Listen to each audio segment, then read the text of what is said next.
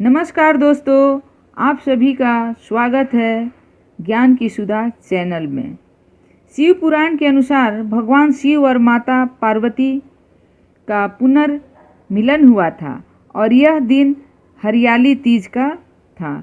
दोस्तों, एक बार भोलेनाथ ने माता पार्वती को उनके पुनर्जन्म की बात याद दिलाने के लिए तीज की कथा सुनाई। हरितालिका व्रत कथा। पूजन करने के बाद कथा सुने। सूत जी कहते हैं, मंदार की माला से जिन का केश पास अलंकृत है और मुंडों की माला से जिन की जटा अलंकृत है, जो दिव्य वस्त्र धारण की हैं और जो दिगंबर हैं, ऐसी श्री पार्वती जी तथा श्री शिव जी को प्रणाम करता हूँ। रमणी कैलाश पर्वत के शिखर पर बैठी हुई श्री पार्वती जी कहती हैं, हे महेश्वर, हमें कोई गुप्त व्रत का पूजन बतलाइए जो सब धर्मों से सरल हो, जिसमें परिश्रम भी कम करना पड़े लेकिन फल अधिक मिले।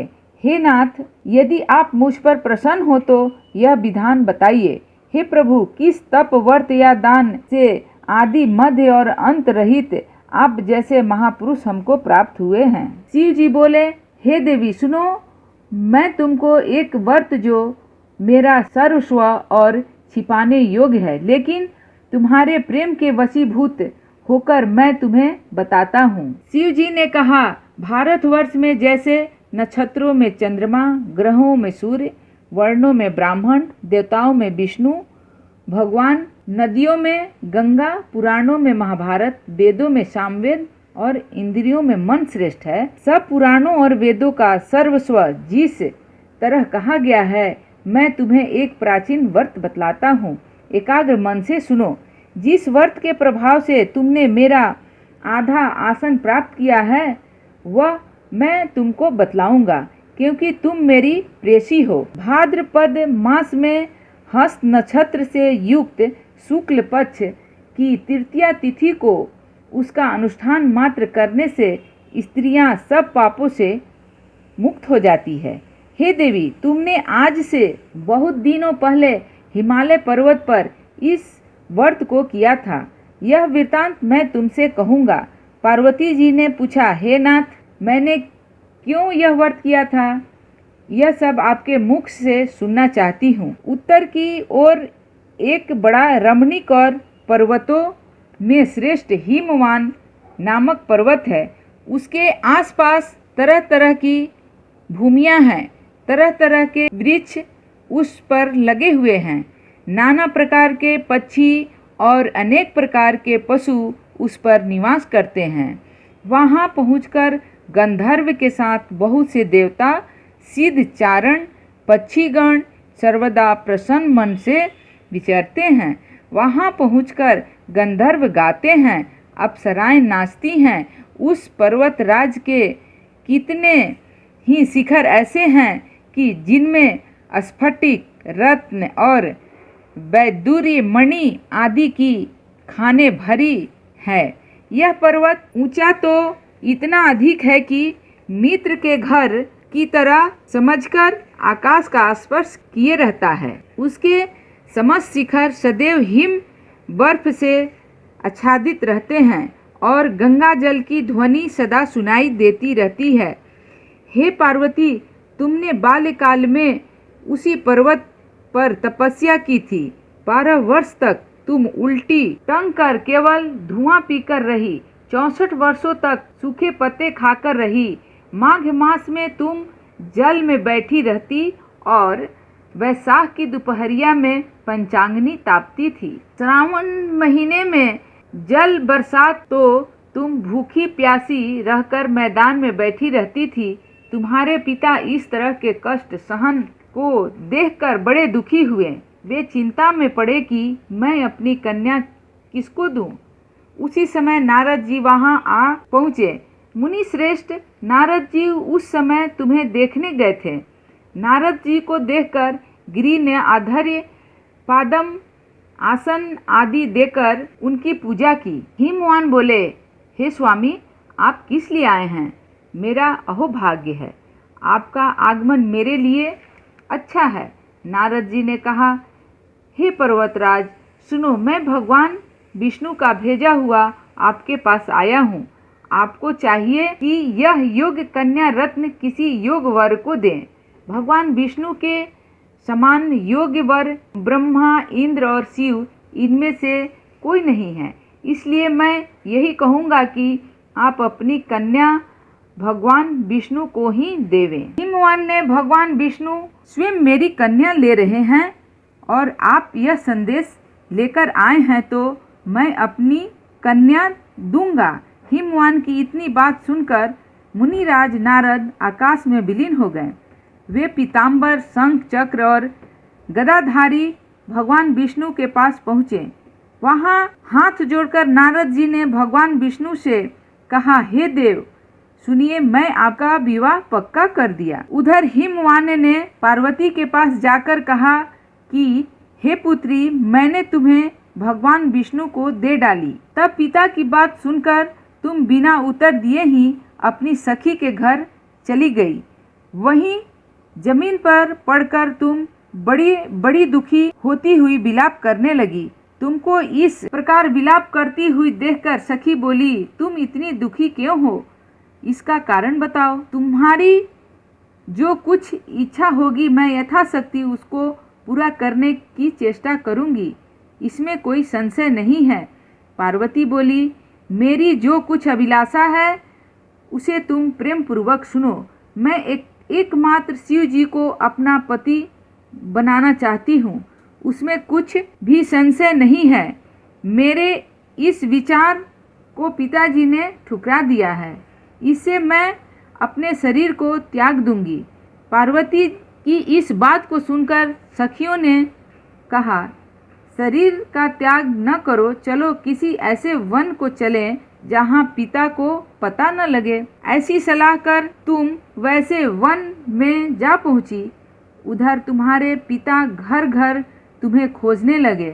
दूतों द्वारा भी खबर लेने लगे कि कौन देवता या किन्नर मेरी पुत्री को हरण करके ले गया है। उन्होंने मन ही मन कहा, मैं नारद जी के आगे प्रतिज्ञा कर चुका हूँ कि अपनी पुत्री भगवान विष्णु को दूंगा। ऐसा सोचते सोचते हिमवान मूर्छित हो गए। गिरिराज को मूर्छित देखकर सब लोग हाहाकार करते दौड़ पड़े। तब होश में आया तो सब पूछने लगे कि हे गिरिराज, आप अपनी मूर्छा का कारण बताइए। हिमवान ने कहा, आप लोग मेरे दुख का कारण सुने। न मालूम कौन मेरी कन्या को हरण करके ले गया है। ऐसा नहीं हुआ तो उसे किसी काले सांप ने काट लिया या सिंह खा गए होंगे। हाय हाय, मेरी बेटी कहाँ गई? किसी दुष्ट ने मेरी पुत्री को मार डाला। ऐसा कह वे वायु के झोंकों से कांपते हुए वृक्ष के समान कांपने लगे। इसके बाद हिमवान तुम्हें वन वन खोजने लगे। वह वन भी सिंह, भालू, हिंसक जंतुओं से बड़ा भयानक हो रहा था। तुम भी अपनी सखियों के साथ उस भयानक वन में चलती चलती एक ऐसी जगह जा पहुंची जहां एक नदी बह रही थी। उसके रमणीक तट पर एक बड़ी सी कंदरा थी। तुमने उसी कंदरा में आश्रम बना लिया और मेरी एक बालुकामयी प्रतिमा बनाकर अपनी सखियों के साथ निराहार रहकर मेरी आराधना करने लगी। जब भाद्रपद शुक्ल पक्ष की हस्तयुक्त तृतीया तिथि प्राप्त हुई तब तुमने मेरा विधिवत पूजन किया और रात भर जागकर गीत वादादि से मुझे प्रसन्न करने में बिताया। उस वर्तराज के प्रभाव से मेरा आसन डगमगा उठा, जिससे मैं तत्काल उस स्थान पर जा पहुंचा जहां पर तुम अपनी सखियों के साथ रहती थी। वहां पहुंचकर मैंने तुमसे कहा कि मैं तुम पर प्रसन्न हूँ, बोलो क्या चाहती हो? तुमने कहा, मेरे देवता, यदि आप मेरे ऊपर प्रसन्न हैं तो मेरे पति बने। मेरे तथास्तु कहकर कैलाश पर्वत पर वापस आने पर तुमने यह प्रतिमा नदी में प्रवाहित कर दी। सखियों के साथ उस महाव्रत का पारण किया। हिमवान भी तब तक उस वन में तुम्हें खोजते हुए आ पहुँचे। चारों दिशाओं में तुम्हारी खोज करते करते वे व्याकुल हो चुके थे, इसीलिए तुम्हारे आश्रम के समीप पहुँचते ही गिर पड़े। थोड़ी देर बाद उन्होंने नदी के तट पर 2 कन्याओं को सोते हुए देखा। उन्होंने देखते ही उन्होंने तुम्हें छाती से लगा लिया और बिलख कर रोने लगे। फिर पूछा, पुत्री, तुम सिंह, व्याघ्र आदि जंतुओं से भरे इस वन में क्यों आ पहुंची? पार्वती ने उत्तर दिया, हे पिताजी, मैंने पहले ही अपने आप को शिव जी के हाथों सौंप दिया था। आपने मेरी बात टाल दी, इससे मैं यहाँ चली आई। हिमवान ने संतावना दी कि हे पुत्री, मैं तुम्हारी इच्छा के विरुद्ध कुछ न करूँगा। वे तुम्हें अपने साथ ले घर आए और मेरे साथ तुम्हारा विवाह कर दिए। इसी से तुमने मेरा अर्धासन पाया है। तब से आज तक किसी के सामने मुझे यह व्रत प्रकट करने का अवसर नहीं प्राप्त हुआ। हे देवी, मैं यह बताता हूँ कि इस व्रत का हरितालिका नाम क्यों पड़ा। तुमको सखियाँ हर ले गई थी, इसी से हरितालिका नाम पड़ा। पार्वती जी ने कहा, हे प्रभु, आपने नाम तो बताया, अब इसकी विधि भी बताएं। इसका क्या पुण्य है, क्या फल है, यह व्रत कौन करे?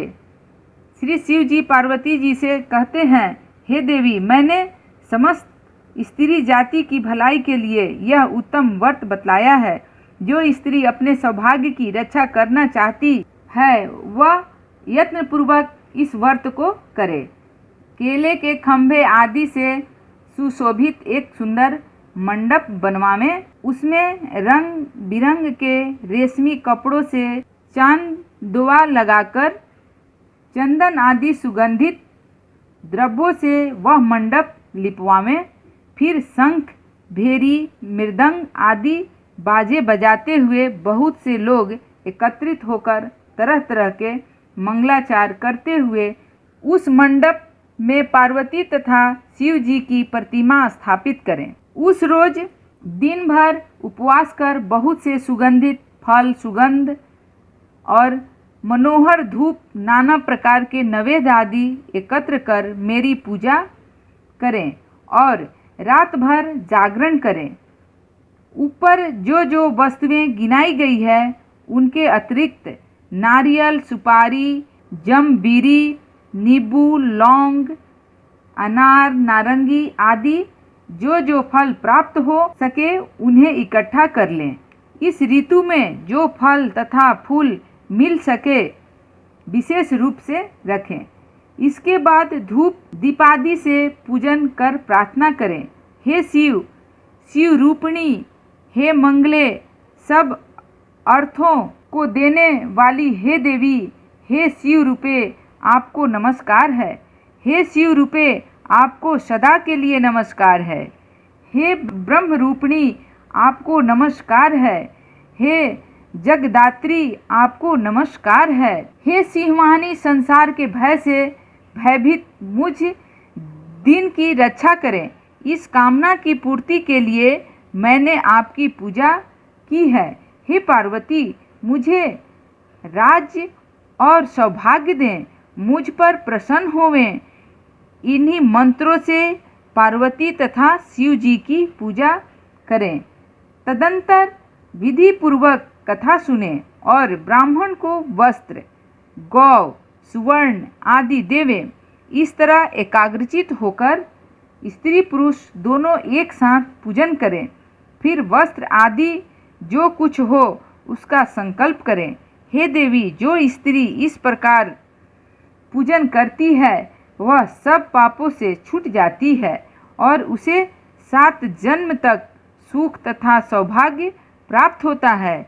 जो स्त्री तृतीया तिथि का व्रत न कर अन्न भक्षण करती है तो वह 7 जन्म तक बंध्या रहती है और उसको बार बार विधवा होना पड़ता है। वह सदा दरिद्र, पुत्र शोक से शोकाकुल, स्वभाव की लड़ाकी तथा सदा दुख भोगने वाली होती है और उपवास न करने वाली स्त्री अंत में घोर नरक में जाती है। मांसाहार करने से बाघिन, दही खाने से बिल्ली, मिठाई खाने से चींटी और कुछ खाने से मक्खी होती है।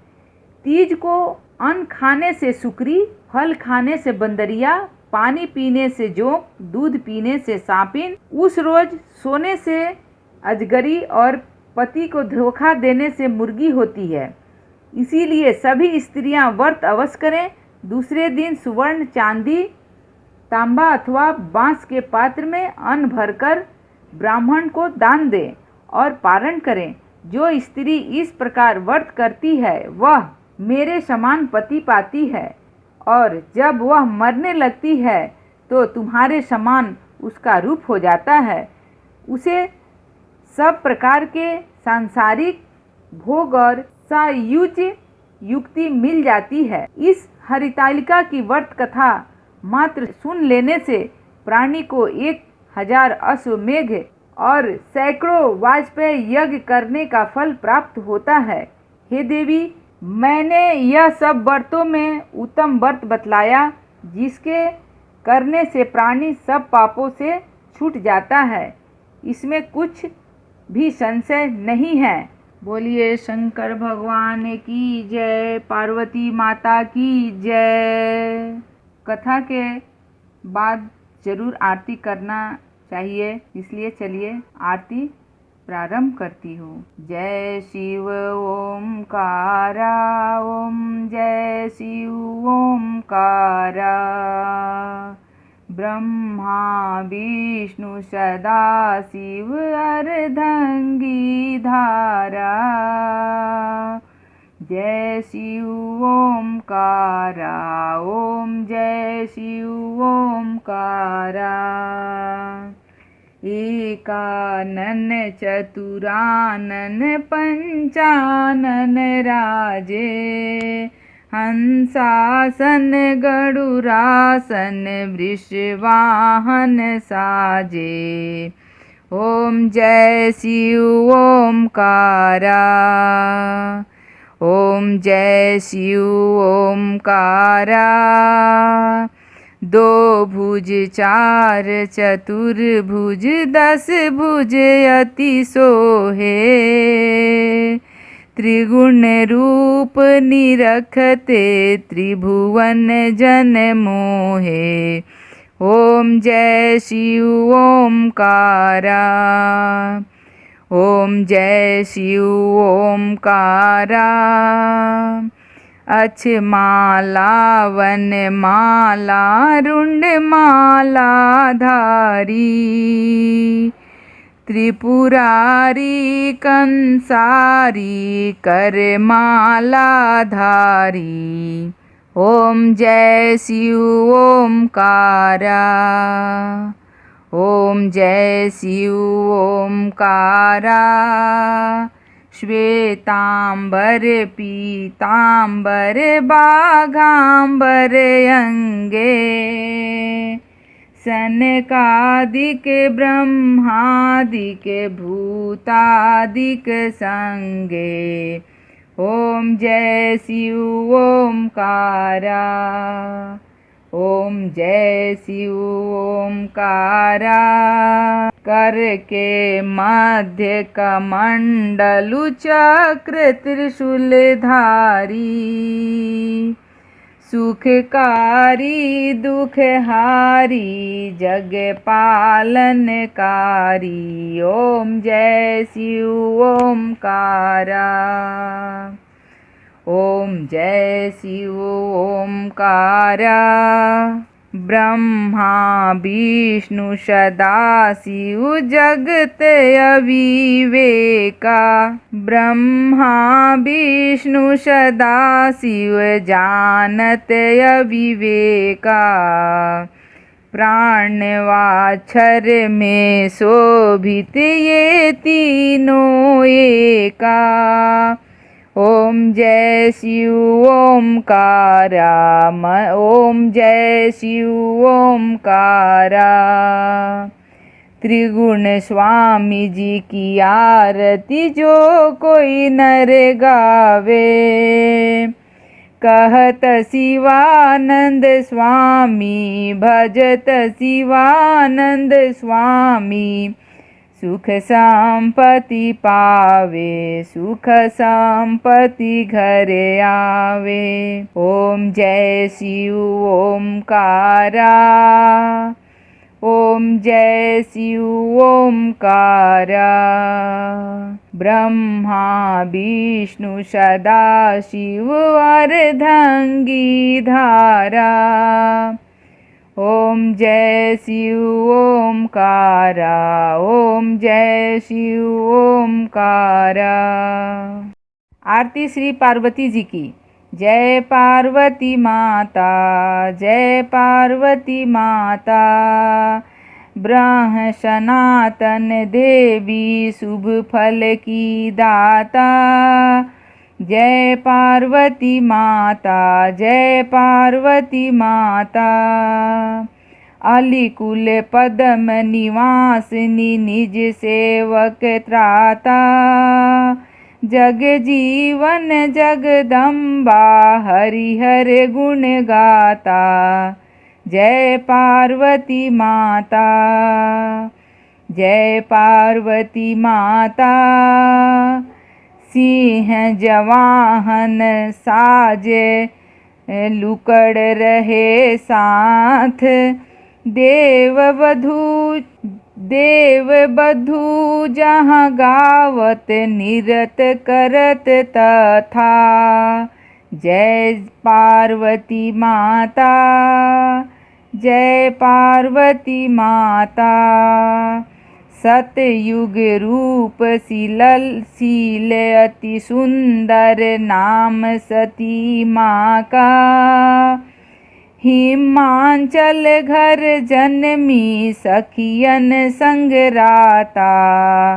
जय पार्वती माता, जय पार्वती माता। शुभ निशुंभ बिदारे, हिमांचल अस्थाता। सहस्त्र भुजा तनुधर के, चक्र लियो हाथा। जय पार्वती माता, जय पार्वती माता। सृष्टि रूप तुहि जननी, शिव संग रंग राता। नंदी भिरंगी दीन, वही पर यो मद माता। जय पार्वती माता, जय पार्वती माता। देवी अरज करत, हम मन चित कुलाता। गावत दे ताली, मन में रंग छाता। जय पार्वती माता, जय पार्वती माता। सिर पर ताप आरती मैया की, जो मन से गाता। स्वर्ग सुखी निज रहता, स्वर्ग सुखी निज रहता। सुख संपत्ति पाता। जय पार्वती माता, जय पार्वती माता।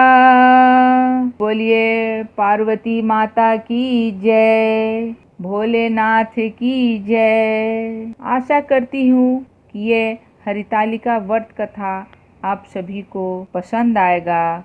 तो मेरे इस वीडियो को लाइक कीजिए, शेयर कीजिए, सब्सक्राइब जरूर कीजिए। धन्यवाद। सभी माता बहन सदा सुहागिन बने रहें।